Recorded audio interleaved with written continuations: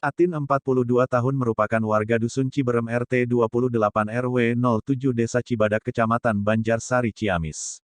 Lengkap sudah beban hidup yang beliau pikul, sudah 1 tahun suami yang ia cintai tidak menafkahinya dan meninggalkan 3 orang anak, 2 anaknya sudah usia sekolah dan 1 lagi masih usia balita.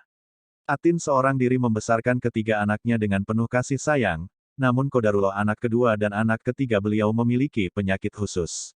Anak kedua beliau yaitu Silvi, ia menderita penyakit cerebral palsy, namun karena keterbatasan ekonomi penyakit yang diderita anaknya ini tidak diobati dengan maksimal, karena biaya pengobatannya sangat mahal tidak bisa ia jangkau. Bahkan obat yang dianjurkan dokter pun tidak pernah ia beli, karena bagi Atin harganya sangat mahal. Tidak hanya sampai dari sana, anak bungsu beliau yaitu Ramdan juga menderita penyakit talasemia dan membutuhkan pengobatan rutin. Bahkan hasil diagnosa dokter harus segera dioperasi karena membahayakan keselamatan Ramdan.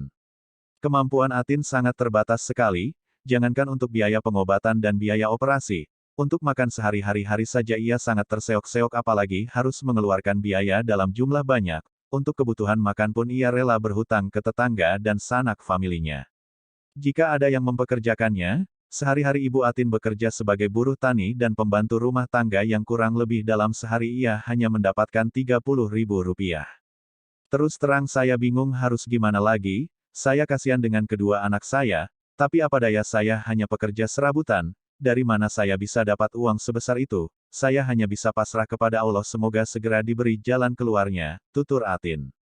Herdiana selaku Kepala Cabang ACT Ciamis menyampaikan bahwa Ibu Atin harus segera kita bantu dan anak-anaknya harus segera kita obati.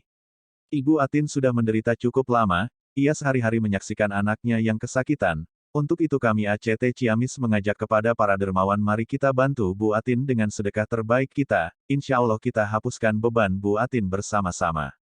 Kepala Desa Cibadak, Margo, sangat mengapresiasi langkah yang dilakukan ACT Ciamis.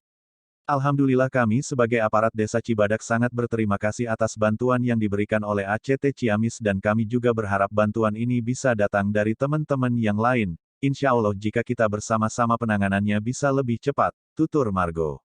Insya Allah tim aksi cepat tanggap Ciamis akan melakukan pendampingan pengobatan anak-anak Ibu Atin dan memastikan titipan dari para sahabat dermawan tersalurkan dengan baik. Selain untuk pengobatan, titipan dari sahabat dermawan juga akan digunakan untuk memulihkan ekonomi keluarganya. Yuk salurkan bantuan Anda secepatnya dan buat keluarga Ibu Atin terbebas dari ujian yang tengah menimpa keluarganya, melalui Bank Muamalat dengan nomor rekening 15200007615. Bank BSI dengan nomor rekening 7164158653 atas nama Aksi Cepat Tanggap.